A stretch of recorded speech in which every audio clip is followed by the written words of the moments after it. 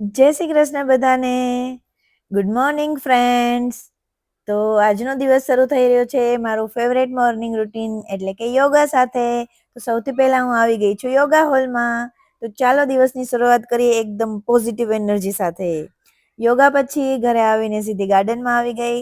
ઘણા દિવસથી બધા પ્લાન્ટ્સ ગોઠવવાના રહી જતા હતા એટલે આજે બધા પ્લાન્ટ સરસ રીતે અરેન્જ કર્યા. પછી એક એક છોડને પાણી આપ્યું અને આખું ગાર્ડન ક્લીન કર્યું. પછી હું આ બધું અરેન્જ કરતી હતી ત્યાં થોડી વારમાં મારા હસબન્ડ આવ્યા ત્યાં ગાર્ડનમાં.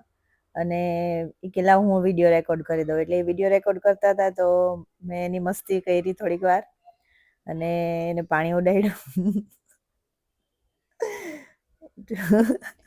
પછી અંદર વયા ગયા અને મારું ગાર્ડન એકદમ ક્લીન થઈ ગયું હતું.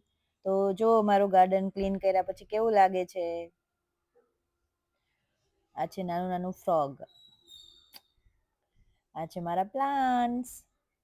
પછી અમારે થોડુંક કામ હતું એટલે રેડી થઈને અમે બંને બહાર નીકળી ગયા હતા. કામ પતાવીને ફટાફટ ઘરે પાછા આવી ગયા હતા કેમ કે મારે રસોઈ કરવાની બાકી હતી. એટલે આવીને મેં રસોઈ કરી ત્યાં સુધીમાં આદિ પણ ઘરે આવી ગયો હતો. એ બધાને જમવા બેસાડીને મેં ગરમા ગરમ રોટલી બનાવી. પછી આદિ કંઈક આજે સ્કૂલમાં નવી ધૂન શીખીને આવ્યો હશે વાયોલિનમાં. એ વાયોલિન શીખે છે સ્કૂલમાં તો એને એ સંભળાવી હતી અમને બધાને. એટલે જમીને પછી અમે બધા એની નવી ધૂન સાંભળી તો તમે લોકો પણ સાંભળો. પછી કહેજો કે મારો આદિ કેવું વાયોલિન વગાડે છે. એ લોકોને સ્કૂલમાં ફંક્શન કે કાંઈ હોય ને એટલે આવી રીતે છોકરાઓ બધા એક સાથે પછી ગ્રુપમાં વાયોલિનનું પરફોર્મન્સ આપે છે. હમણાં સ્કૂલમાં એ લોકોને ઇન્ડિપેન્ડન્સ ડે છે ને એના માટે કંઈક પરફોર્મન્સ રેડી કરાવે છે. એટલે એ અમને સંભળાવતો હતો કે આજે અમને આ નવું કરાવ્યું.